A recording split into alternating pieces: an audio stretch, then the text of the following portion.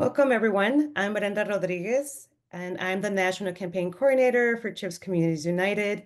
We are a national coalition organizing for an equitable, sustainable semiconductor industry, uniting communities with new and expanding semiconductor factories. Today, we are fortunate to have Lenny Siegel, Executive Director of Center for Public Environmental Oversight and member of CCU Steering Committee, leading our training on regulating chip plant wastewater. Before we begin, I have a couple of reminders. First, this training will be recorded. If questions come up, please add them in the chat and I'll flag them for Lenny as we go along. We might not get to all the questions in the chat, but there will be an opportunity at the end to circle back and ask your questions live if you want to. Thank you, everyone, for joining us. Over to you, Lenny. Well, good morning or afternoon, everyone, depending upon where you are. I'm Lenny Siegel. I live in Mountain View, California, where I was actually mayor in 2018. And this is the birthplace of the semiconductor industry. And so I'm surrounded by contamination sites that were left by the original wafer fabs that were producing semiconductors here in Silicon Valley. In 1972, I wrote my first article about the overseas plants in the semiconductor industry. In mid-70s, we created the Project on Health and Safety in Electronics, and I started writing about the makeup of the workforce. And then around 1980, I started writing about and working with people on the contamination that was being spread by the industry. So I've been following this industry for a long time, but I was actually surprised a couple of years ago to find out that in addition to all the other chemicals that they were releasing into the environment, the semiconductor companies were using and releasing PFAS. And that's what today's discussion is about. Let's see, how do I go? There we go. So PFAS, you don't have to be able to pronounce it all, perfluoroalkyl and polyfluoroalkyl substances, is a class of compounds that are characterized by the carbon-fluorine bond. That's one of the strongest bonds known to the world of chemistry, and there are at least 14,000 of those chemicals. We focus on it, I call it the flavor of the week, because it's one of the few toxic substances that makes the news these days. And that's because all of us are exposed to it, all of us have it in our blood. While it's difficult to get young people engaged on cleaning up TCE and the other hazardous substances we've been dealing with for 5 decades, young people get involved around PFAS. It's just attracting attention. And the other thing about it is it's pretty clear that the manufacturers of PFAS, like 3M and DuPont, and the users of it, like Intel and TSMC, knew that it was toxic, and they introduced more and more of these chemicals without considering what their toxic impacts would be.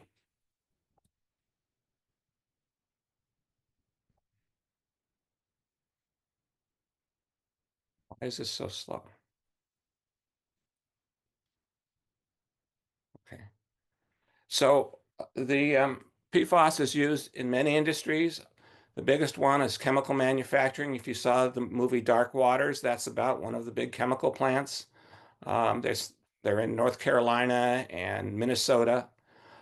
It made the news initially because it's used in firefighting foam, or at least it was, particularly by the military, and most military air bases have PFAS in their groundwater, and people are exposed to it in many places.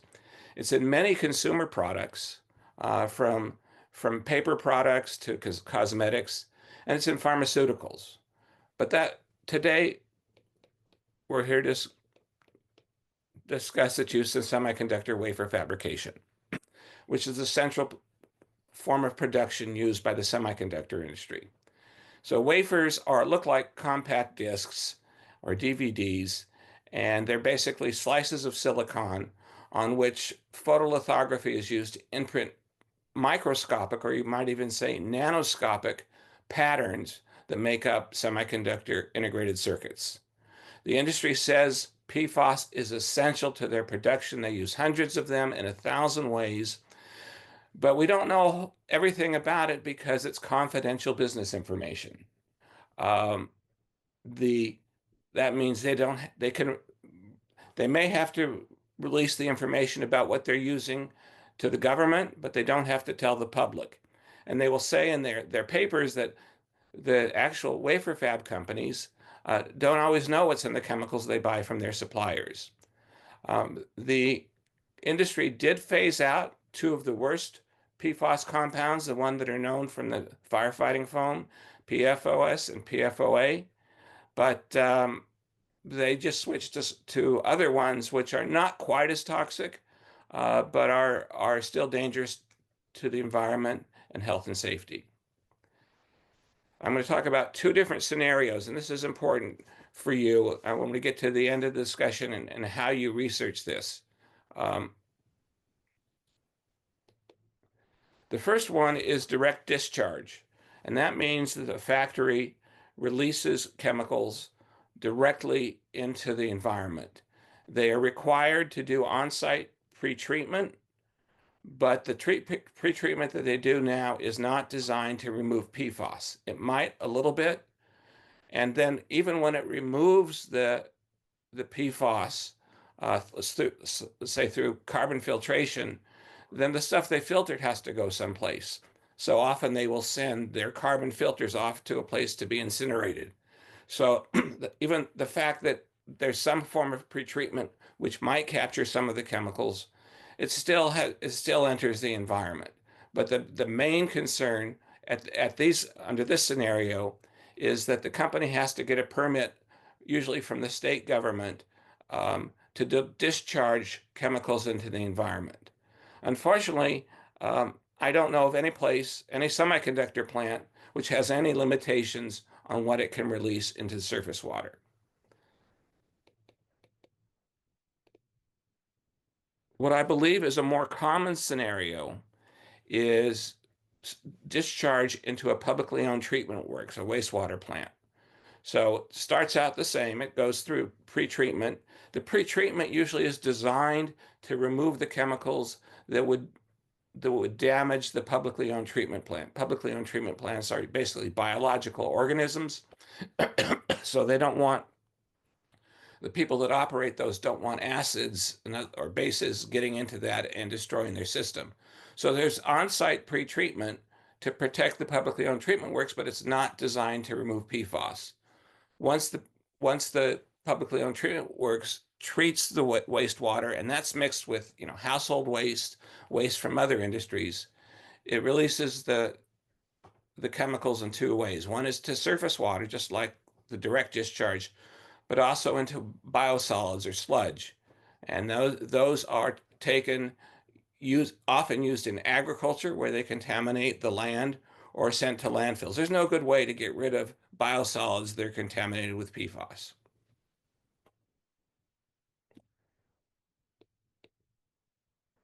Let's see, make sure.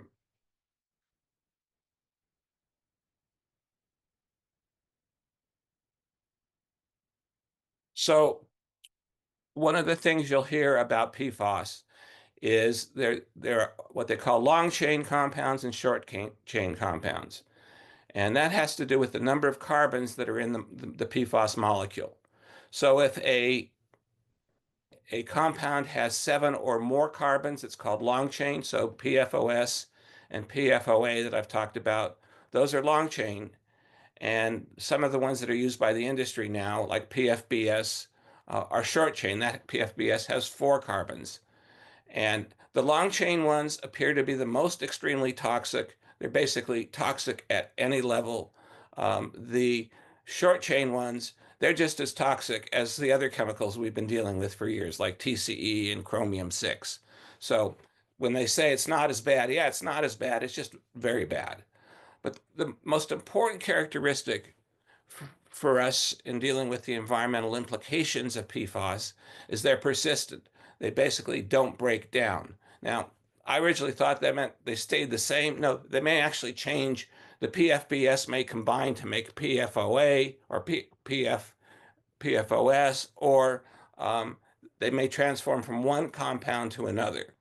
The other thing is, while the short chain compounds are not as toxic as the long chain, They're more difficult to remove through filtration, and they move more quickly in the environment. So if you get in a situation when it says, oh, we've got rid of the long chain compounds, don't worry about it.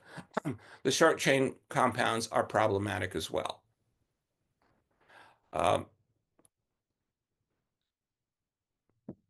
the first thing that companies have to do and government agencies has to do is actually monitor the compounds.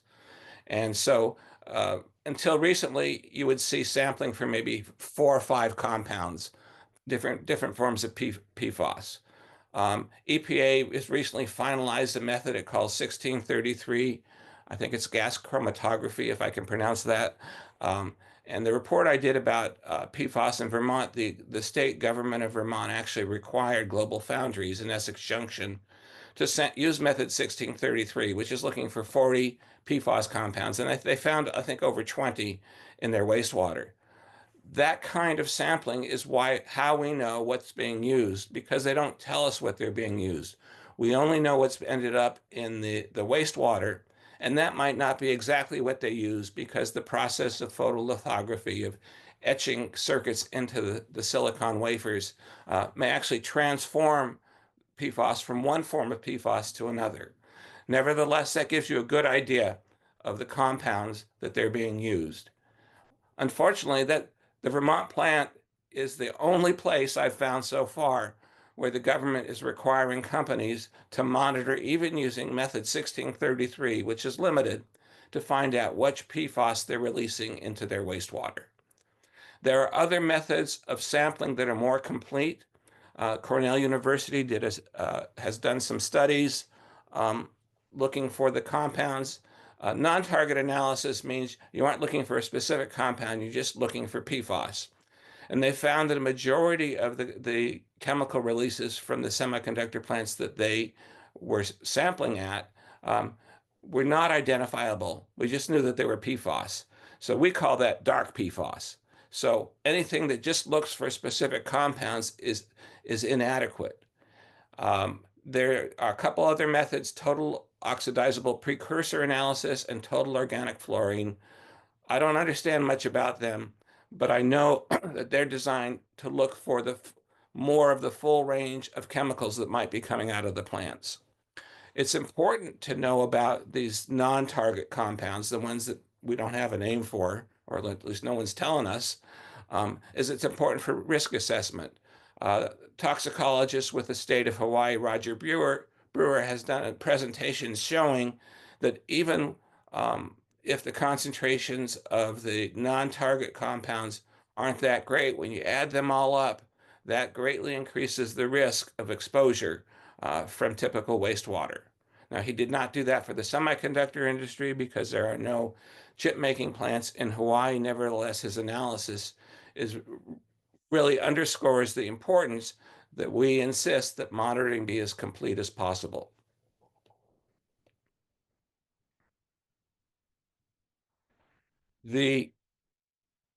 Obviously, we don't just want to know what's in the chemicals. We want to prevent them from being released into the environment. The standard ways of the semiconductor companies remove the chemicals is through filtration, reverse osmosis, which some people may have in their kitchens, or granular activated carbon filtration. And those remove a lot of the PFAS, but the studies thus far show that they have trouble in removing some of them, particularly the shorter chain compounds. And then once they've removed them, they create filtrate, or what they call reject, which has to be disposed of someplace. So I think in Chandler, Arizona, Intel sends their reject into evaporation ponds. But we don't get many reports about what actually happens. I'm assuming most of the carbon filtration, like the carbon filtration from the TCE that we have here, still in Silicon Valley, they send that off to an Indian reservation to be incinerated. Except they call it thermal treatment and not incineration. The um, the reports from the CHIPS office about the contracts that they've awarded to companies like Intel and TSMC and say that the companies have promised to collect the PFAS for offsite disposal. They really haven't explained that. They haven't explained how they segregate the PFAS from the other wastewater. They haven't explained what's going to be done at the disposal sites. Will it be incineration? Um, it's not a sufficient promise.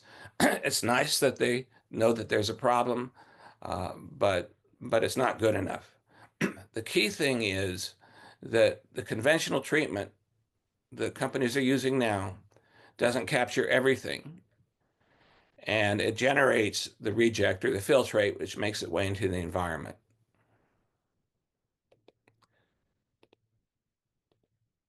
It doesn't have to be that way. The Department of Defense, under pressure from the communities that are contaminated with PFAS, has been funding some rather exciting technologies for not only removing PFAS from water, including wastewater, but actually destroying it. It takes energy, takes money, and here are some of the methods. I happen to like the hydrothermal alkaline treatment, but I'm not an expert. The company that does that, Aquaga, has put together a presentation about how the semiconductor industry could use that to address its wastewater. It's important because wastewater gets mixed with all kinds of other wastewater, including human waste, to do the destruction as close to the source as possible. Otherwise, it becomes prohibitively expensive and technically difficult. The problem is, since there's no requirement that these chemicals be removed, let alone destroyed, the companies aren't investing in this. They do a lot to treat water that they use for their own use.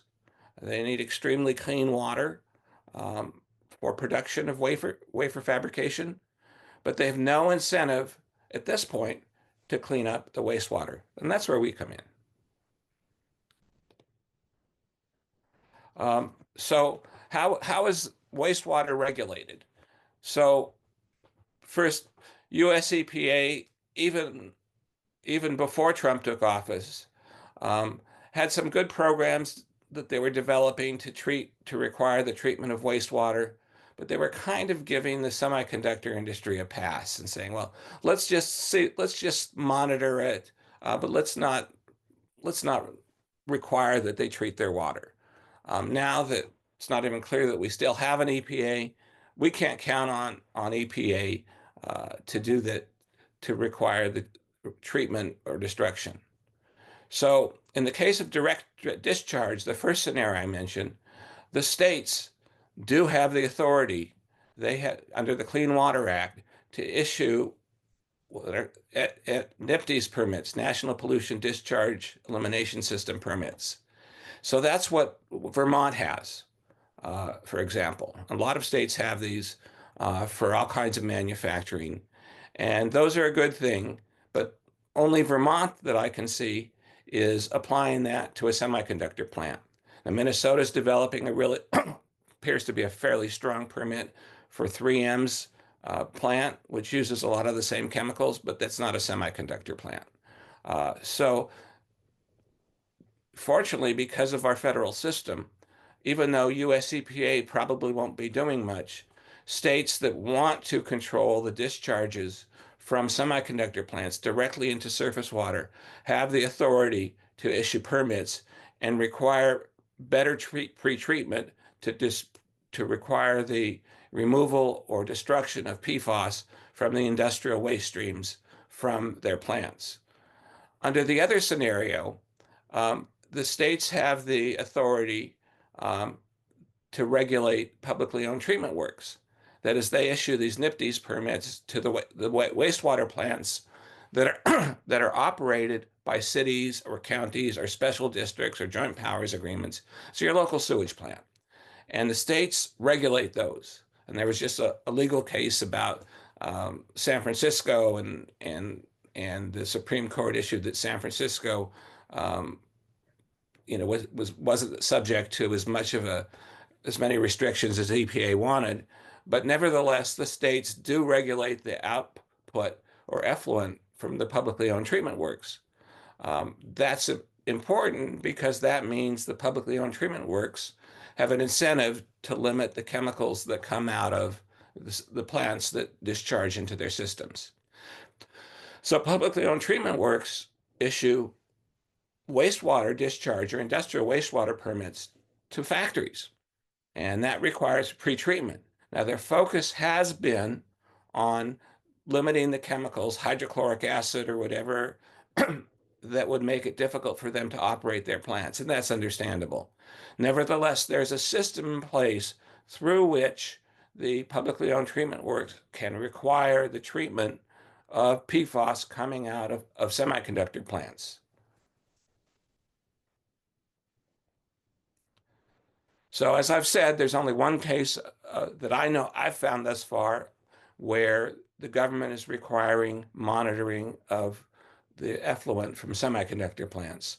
The Cornell studies have done that, but that's not publicly, in most cases, publicly available. We don't. We have reports on the effluent, but we don't know what plants they studied. I have seen no reported required treatment of PFAS coming out of semiconductor plants. One of the reasons for that is there are no standards.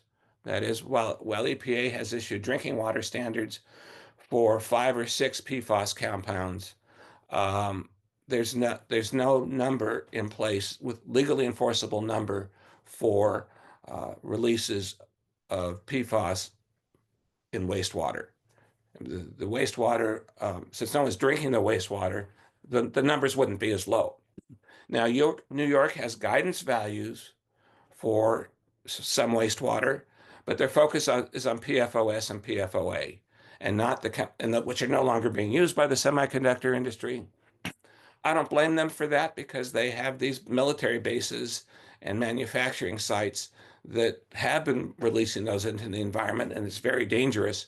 Nevertheless, there needs to be regulation of and first monitoring and treatment of all PFAS. They're all persistent, and I believe our position should be: it really doesn't matter what the numbers are. There's already too much PFAS in the environment, and we should demand that systems be in place to prevent as much as possible any more PFAS from entering the environment. So I guess got ahead of myself here.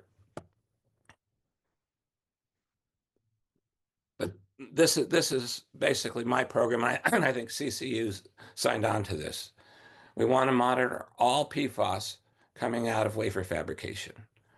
We don't just want filtration that just sends the contamination off someplace else. We want actual destruction. We asked that this be included in CHIPS contracts. It wasn't, but to the degree we still have a CHIPS program, we can continue to ask for that. The main thing, and I'm not an expert on the legal issues around what publicly owned treatment works or states can require. My reading suggests that even though there are no numbers that they have to clean to, they can do technology-based regulation. They say you must use this technology to remove as much as you can. And this is emerging. Obviously, industry goes to court against such stuff like this, and the Supreme Court isn't our friend. Nevertheless, it is practical to require technology-based regulation. You will use supercritical water oxidation or HALT or one of these methods to remove as much as you can from the wastewater. And that's what we want. We want maximum practical removal, not just meeting any particular number, because there's already too much in our blood. There's already too much in the environment. So this is where you come in. If you want to follow this up, first you want to find out which permits exist at your site and whether they're being enforced. It depends upon the scenario. If they aren't discharging to a wastewater treatment plant, you're just looking for a state permit for discharge. If it's a wastewater plant, then you want to look at the state permit for the wastewater plant and for the industrial pretreatment. Then you want to find out when they issued the permit. The draft environmental assessment for the Micron plant in Idaho actually listed when permits would be coming up. But most of the other information we have doesn't tell us. If it's an existing plant, they already have a permit, but they have to update these periodically. I believe the Vermont permit that I looked at is a modified permit. We want to know where the contamination goes. So the Idaho draft environmental assessment talked about listed several places where they were sending wastes, but they weren't really that specific. That's something that we want to know. Where do they send their waste? And there may be permits, including permits under the Resource Conservation and Recovery Act. If there's hazardous waste that's being shipped offsite, they're supposed to report that. These are all things that the one can research. One way to do the research, because the semiconductor industry has basically been given a pass, is how are other industries addressed in your area? If there's like 3M in Minnesota, but other plants release PFAS into the environment, how are they being regulated? And an important thing, obviously, for studying wafer fab, not all states have wafer fabrication. Again, this is the stage of semiconductor production. Michigan produces silicon ingots and wafers, but it doesn't do wafer fabrication. And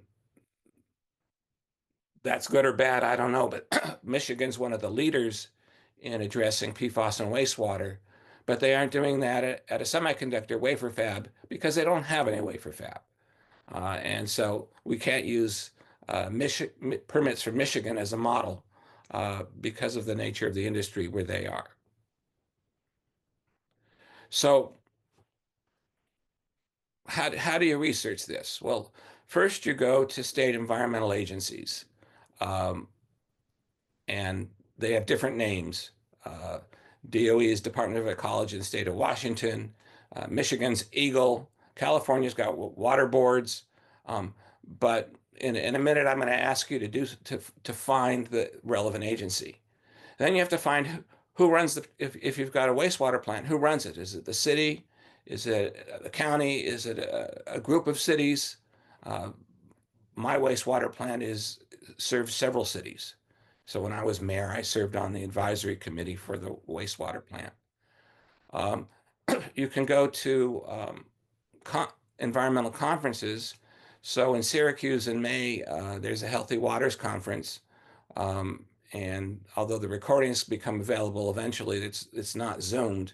But Don Hughes and I are working on a panel to directly address all of these issues. If you're near Syracuse, that's a good place to go.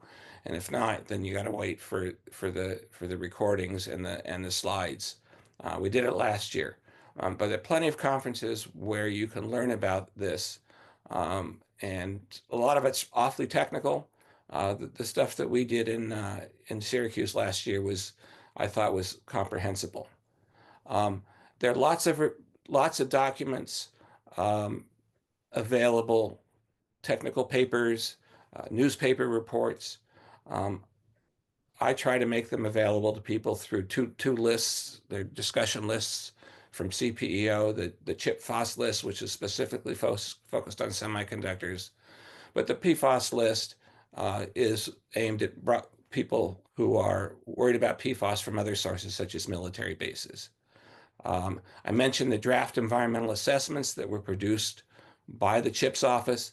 Those have a lot of useful information, not enough, but if you don't have those for your area, I'm sure Judith can provide them. One more thing I didn't include, but Judith pointed out to me that she just did a simple Google search for wastewater permit for Intel in Arizona, and she found it. So in some cases, you'll find it. In other cases, the research is complicated. The stuff that I often find online from these agencies is designed for somebody who wants to get a wastewater permit and not for the public who wants to offer input. So once you know what permits are coming up or you should insist come up, uh, then they should have opportunities for public comment. So I and some groups in Minnesota wrote comments on the wastewater permit for direct discharge from the 3M plant in Cottage Grove. In some cases, there may even be hearings. Under the environmental laws, such as the Clean Water Act, there's supposed to be public comment. And if there isn't, then we have a right to insist upon it.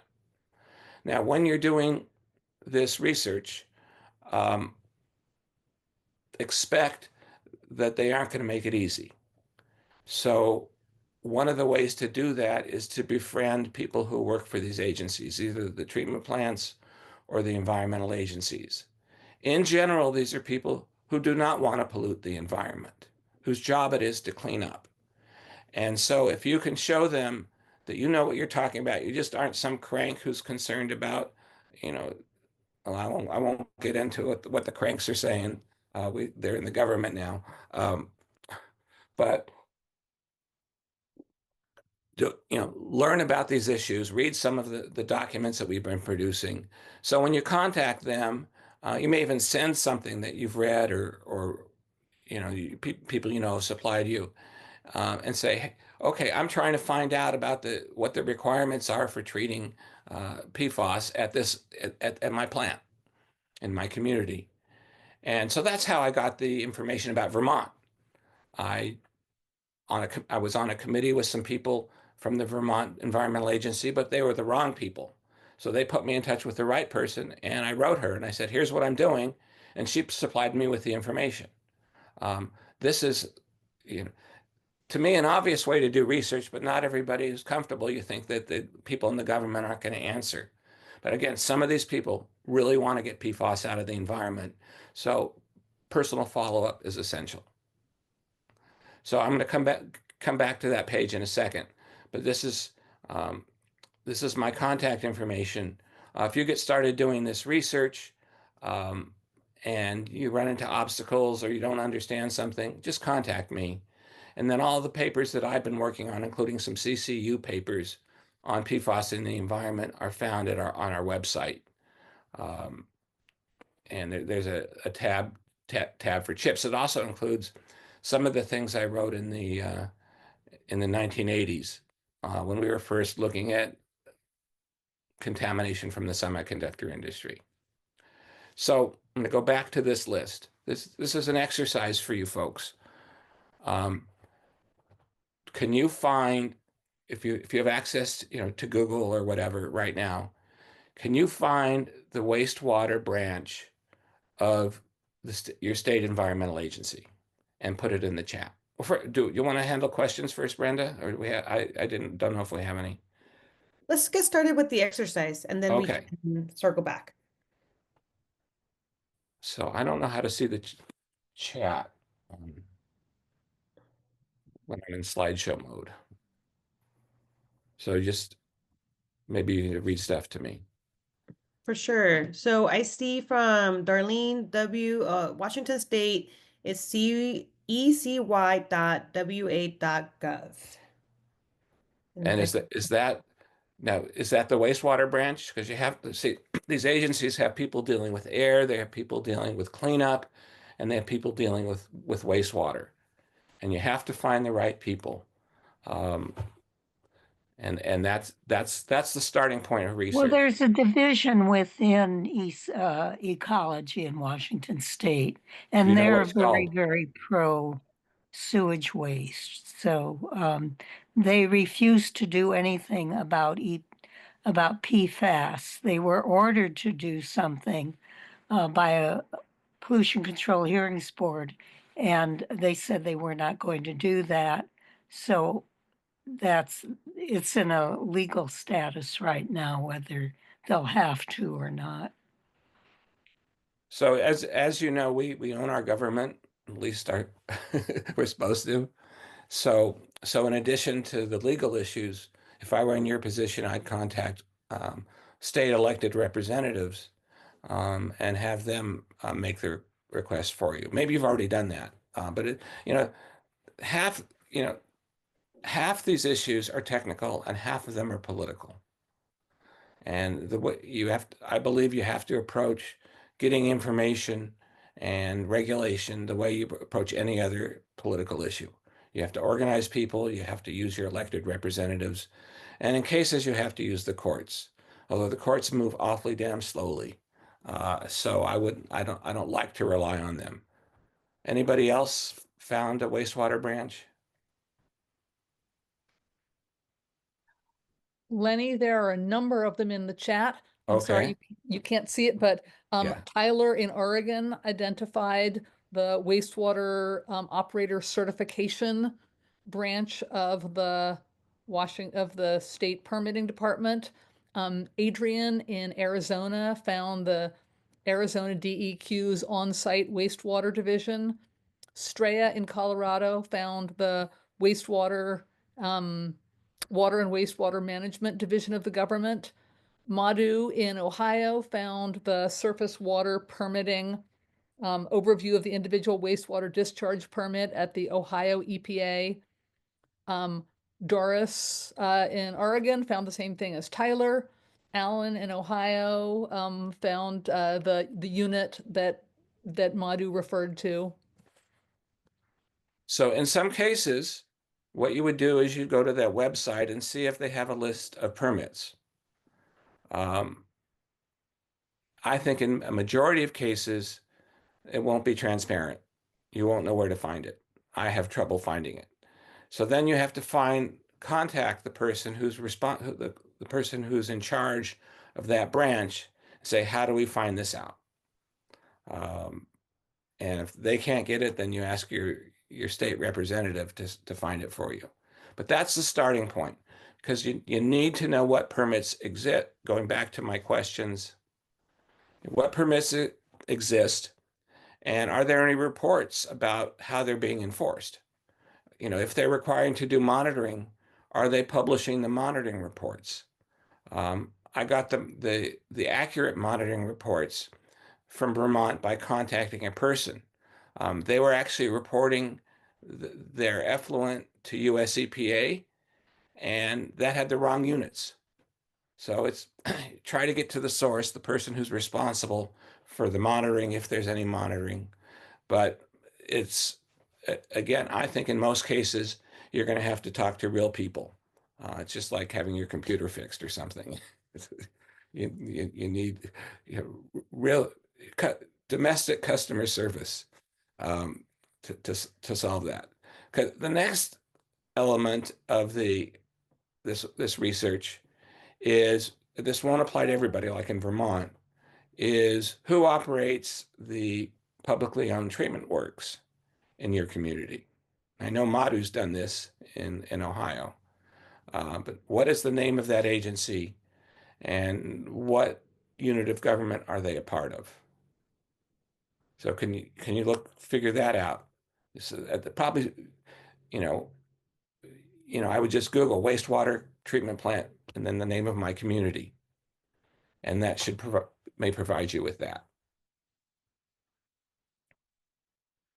Now, in some places, they will have a segment of that called industrial pretreatment, and that's where you want to go. But again, they might not be listing permits, and then, like in the case of Ohio, they don't have a permit for wastewater because they don't have a plant. I think they got a permit for wetlands from under the Clean Water Act. Madhu, you can correct me if I'm wrong. Are people looking that up?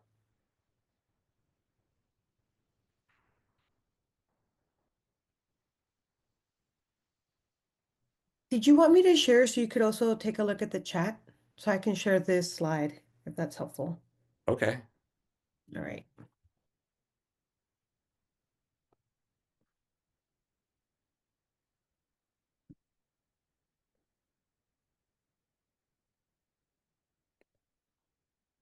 Great. Okay.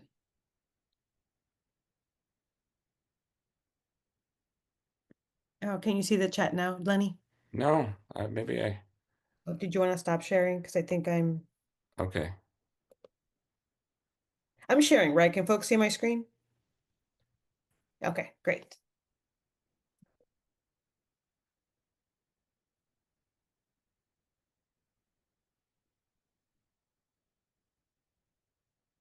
Okay, so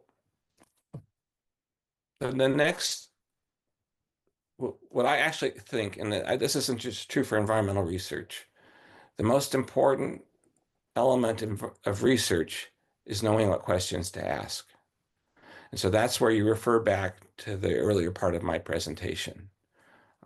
What are the chemicals? How are they monitoring, if they're monitoring? How are they treating the wastewater now? What kind of pretreatment is being required for the companies for other compounds? That knowing what questions to ask is the best way to use your time.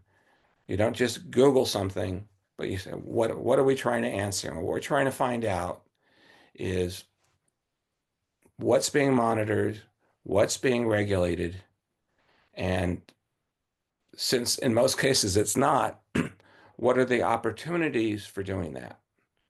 Because the semiconductor industry is engaged in the unregulated release of PFAS into the environment. And they say it's essential to their production.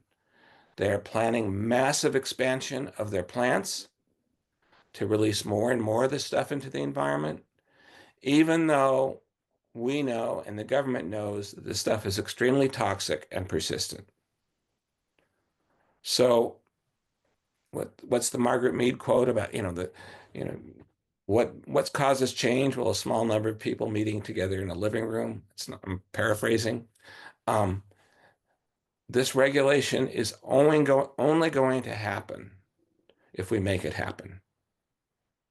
The industry, even under Biden, the industry was given kind of a pass on this.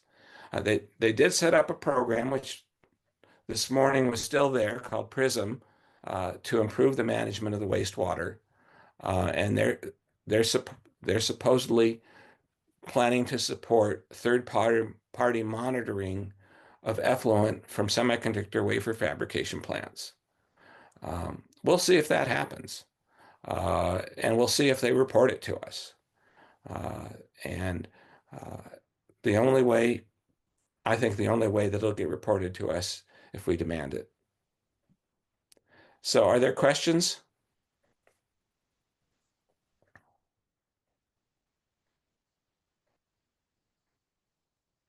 If folks have questions, please raise your hand or drop them in the chat.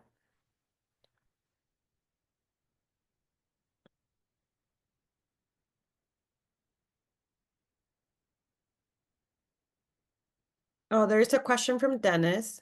Lenny, could you speak further about how the newer approaches to PFAS destruction work? Basically, they focus energy on the chemicals. So supercritical water oxidation, I know a little bit about it because we advocated that for chemical weapons, and it's basically similar to decaffeination. I'm not a chemist, so I'm not going to be able to explain much further than that. Hydrothermal alkaline, you're doing a combination of chemicals and energy to break down the compounds into all the way down to their fundamentals of carbon and fluorine. But all of these things, well, many of them are being demonstrated at a bench scale or a pilot scale. There are very few plants. I think there's at a military base in Michigan, there's a supercritical oxidation plant.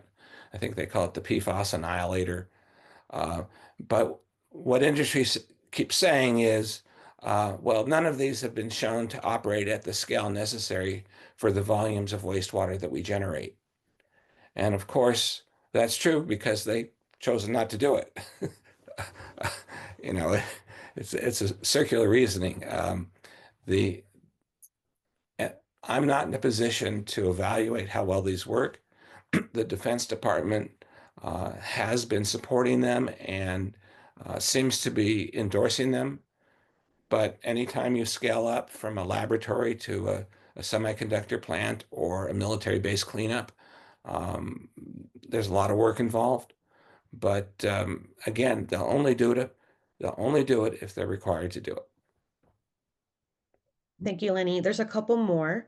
So somebody asked, what were the acronyms for NIFTY again? And I think it was NPDES. Is that right? National Pollution Discharge Elimination System. Now, some places will call it different, like SPDES, I think in New York, which is State Pollution Discharge Elimination System. Typically, this is under the Federal Clean Water Act, but many states have their own water regulation. California and New York do, so they may have different names for the permits. But in the industry, most people just say NIPDs. Got it.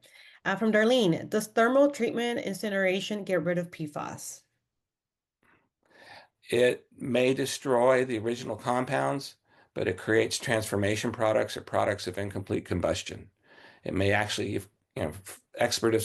friendly experts have told me it may actually cause PFAS to combine, to short chain PFAS to combine to make long chain, like two 4 chains to make long chain. I've seen it depends upon the conditions under which it's done. At the Defense Department Environmental Conference a couple of years ago, I saw a poster about a study that said, yeah, if you're burning it and there's no carbon, you can destroy it. But if you're burning it with carbon, then it creates pollution. And of course, if you're burning a carbon filter, you're burning it with carbon. There are a lot of unanswered questions, a lot of studies being done, and a lot of people sponsoring studies to show that they can get away with stuff that they shouldn't get away with. In general, and the Sierra Club and some of the Earth Justice have presented a paper on the incineration of PFAS. I'm convinced that it is not safe. And the way they get around this is the semiconductor companies, they don't do incineration. They just send it off to an off-site treatment facility, which has a permit for treatment. And so that's places like Veolia, Texas, where in communities of color, this stuff is burned without concern for the compounds that are emitted into the air.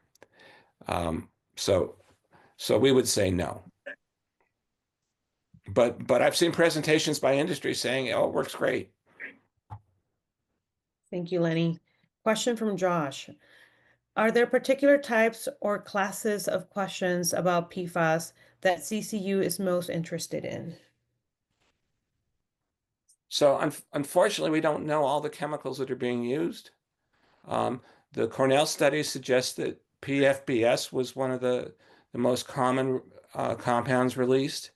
But they also found that, again, chemicals that we don't know what they were made up the majority of the PFAS in the discharges from the plants that they studied. So I look at PFBS because I know that it's there. Industry says they switched from PFOA to PFBS, long chain to short chain, because they thought PFBS was cleaner. So I look for that, but this whole use of PFAS by industry is so shrouded in secrecy that I think most environmentalists basically say we want to address total organic fluorine. We want to get all these compounds out of the environment, out of the wastewater, and we don't really care which ones they are. Yes, some are more toxic than others, but even the least toxic may pose a hazard to the environment. So we want to go after everything, but something like PFBS is somewhat of a signature for the kind of releases they do. But what they may do is, if the PFBS is regulated, is they'll find something else, PFBS, that instead. And if we're looking for PFBS, we won't find it because it's one of the other chemicals. Thank you, Lenny. I see a comment from Madhu in the chat. Madhu, did you want to come off mute and share your comment and the link you shared? Oh, no, no, I was just because Lenny asked about the permits for Intel Ohio. I just said these are the permits that are there. And we do have a pre-treatment program for industrial wastewater, but I don't think that includes PFAS. There is this other program that Governor DeWine has on Ohio's PFAS action plan, which is to do with drinking water. So but they're kind of disconnected. I mean, they're not talking about the industrial wastewater and that getting into the surface water, but then they're talking about the drinking water. I'm not sure how they're going to monitor something. And I don't know, they don't even talk about cleanup. I'm not sure, but they talk about monitoring the river waters and surface water. But then if they're not monitoring what is coming out of these industrial publicly owned treatment facilities, then how are they going to monitor river water? I'm not sure. So they're not monitoring the source. That's the point. They're monitoring end of the pipe. So I don't know how Yeah, this will. and again, the only way to get this stuff out is to treat it at the source. You can't treat the Ohio River for PFAS. You've got to keep the stuff from entering it, and it's going to get diluted. You know, in Minnesota, the Mississippi River, the contamination gets diluted, but it's still adding up in the environment. I see a couple questions here. Carol asked about injection wells. So what I don't have a lot of information. I have a presentation about Intel in Arizona where the permeate, the stuff that some of the water that's supposedly cleaned has been put in the past into injection wells. Now they're trying to reuse it as much as they can. So that's permeate, not the reject or filtrate. And the filtrate or brine, they still have a problem with. So I haven't run across a situation where there's known PFAS being put into injection wells. But if their filtration system doesn't work on the short-hang chemicals, then and they are doing injection, then yes, they're circulating it. They haven't been looking closely enough for us to know for sure. And then Victor asked about thermal in a rotary kiln. As far as I'm concerned, a rotary kiln is just a form of incineration. And so, you know, contaminate, and anytime you're treating more than one thing, it's harder to remove it. So if you burn soil, you may burn the soil, destroy what's in the soil before you destroy the PFAS in the water. There's lots of treatment methods where when you treat more than one compound, there's a preferential treatment. So some systems that I've looked at, this is not for PFAS, you've got perchlorate and nitrate. It treats all the nitrate before you can get to treating the perchlorate. So it makes it much harder when there's a mix. And that's why you've got to treat it at the source. Can air monitors detect PFAS in the air? Yes. And people in North Carolina, like Professor Detlef Hopp, done a whole lot on particulate emissions of PFAS from the DuPont plant. And what they found is that the PFAS in the air has resettled on the land and polluted the water. So yes, it can be measured, but the there most of the PFAS that we deal with and the stuff that I've seen on the semiconductor industry, we don't see as vapors. I'm on a committee that's looking at PFAS vapor intrusions, but that's only fluorinated alcohols and a couple of other compounds. It's not that common, but you also can find certain forms of PFAS in the air. I haven't gotten it all into the fluorinated gases that are used by the industry. It's in our fact sheet. And there is data about those because they are greenhouse gases. And those are, the companies are required to report the fluorinated gases that they're releasing into the air. And it's a lot, not as much as, chemical companies. But that's a whole nother subject. It's not a wastewater issue, except to the degree that they're using incineration or scrubbers to remove the fluorinated gases, some of which are PFAS, from the air emissions. When you do a scrubber, you take contaminated air, and you put it into contaminated water. which goes back into the wastewater. So they're related. But that's, so my graphic actually showed that the scrubbers, and we don't know, I don't know how much of the contamination in the wastewater comes from the scrubbers that are removing the emissions from the air. And those would include greenhouse gases, the majority of which are fluorinated, but there's some, majority of which are PFAS, but there are also fluorinated gases, which like nitrogen trifluoride, which don't have carbon, but also pose an enormous threat of greenhouse problems. There is another question from Straya that asks, do supply chain facilities use PFAS, those that make filter and containers?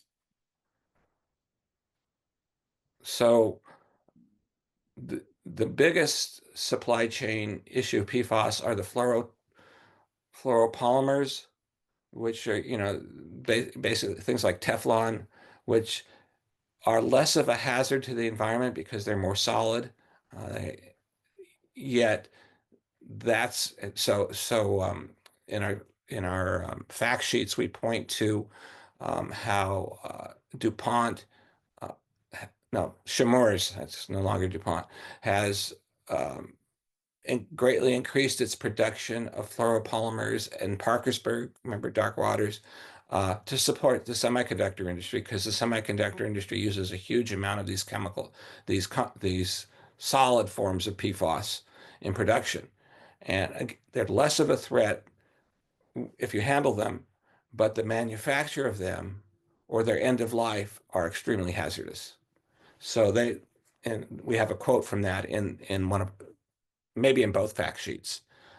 So there's still an issue. The companies that supply these chemicals, we don't know everything that's in them, but what we know that because the wafer fab, the new ones, are basically automated, there's more of a threat of releases from companies that handle canisters or basically produce the chemicals, and we really haven't seen much about that. The environmental reports that we've seen don't address those. What the companies say, the actual producers, the companies that operate the wafer fab plants, I think I said this before, they don't always know what PFAS is in the chemicals that they're given.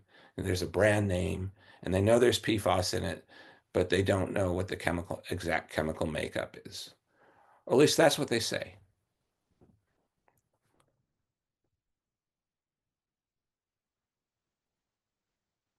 Last question from Carol and Ken. Are there good videos about PFAS that would be good to show to a group of citizens?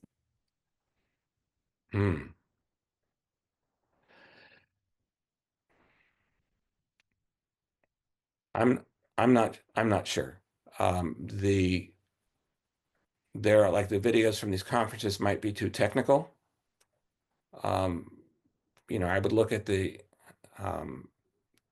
Healthy Waters presentation that Don did last May. That would probably be useful. The other presentations there, the people who actually did the research, if you can read a whisker plot, that's useful. So maybe we can share those. I've sent those out on my list, but that's one that I can think of. And then I think there are a lot of general, if you Google, there are probably some just general things about PFAS. Roger Brewer's presentation on the toxicology is somewhat useful. So we can provide some of these things.